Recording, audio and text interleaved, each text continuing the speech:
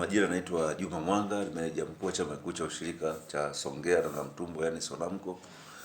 Katika msimu wa 2026 tunaelekea kuanza msimu wa zao la mbaazi ambao tunafikiria kuja kuanza mnamo mwezi wa 8 mwaka huu kwa 2026. Kwa hiyo masoko ya mbaazi rasmi yataanza mwezi wa 8, mwanzoni mwa mwezi wa 8 mwaka 2026.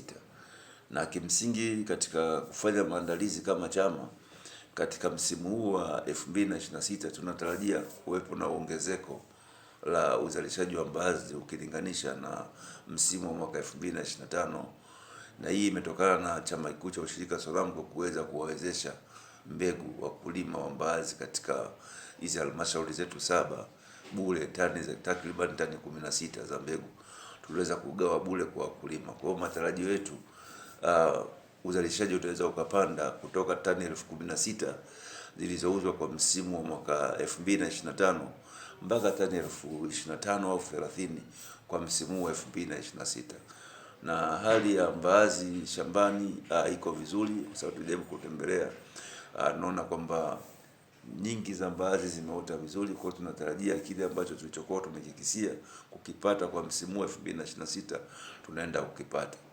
Lakini ni watoe hofu wakulima kwamba bei za safari za msimu wa mwaka huu wa 2026 zitakuwa vizuri, kwa sababu tayari baadhi ya maeneo katika nchi yetu wameshaanza kuuza mbaazi kwa bei za shilingi 1,300, 1,200. Kwa hiyo tunatarajia hata sisi huko katika kusini mwa Tanzania, kwa maana mikoa ya Lindi, Mtwara na Ruvuma, tunatarajia kuja kuuza bei ya mbaazi kwa shilingi hizo kuanzia 1,000 kuelekea juu.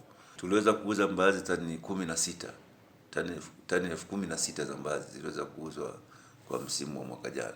Mbaazi ziliuzwa kwa wastani wa bei ya shilingi 900 kwa mwaka jana. Kwa mwaka huu bei zitaongezeka kutokana na hali halisi ambayo mbaazi zimeendelea kuuzwa katika baadhi ya maeneo hapa nchini. Kwa hiyo jambo kubwa na la msingi ambalo wakulima wanapaswa kuzingatia kwa kipindi hiki, kwanza wakulima wawe waadilifu kwa kuleta mbaazi zilizokuwa bora na nzuri, wasilete mbaazi zilizobanguliwa, kwa sababu wanunuzi wetu wanaangalia ubora wa haya mazao katika kuleta bei. Sababu changamoto kubwa tulioipata katika msimu wa ufuta ni ubora wa ufuta wetu ulionekana si mzuri. Hii ikapelekea bei kushuka ukilinganisha na maeneo mengine kama Lindi, ambao ufuta wao ulikuwa na ubora uliokuwa mzuri na ambao ukavutia wanunuzi wengi kwenda kununua kwa bei nzuri. Kwa hiyo nitoe wito kwa wakulima wote wa mbaazi wa mkoa wa Ruvuma kuhakikisha kwamba wanaleta mbaazi zilizokuwa nzuri na bora, ili tuweze kuvutia wanunuzi waweze kutoa bei iliyokuwa nzuri na bora zaidi.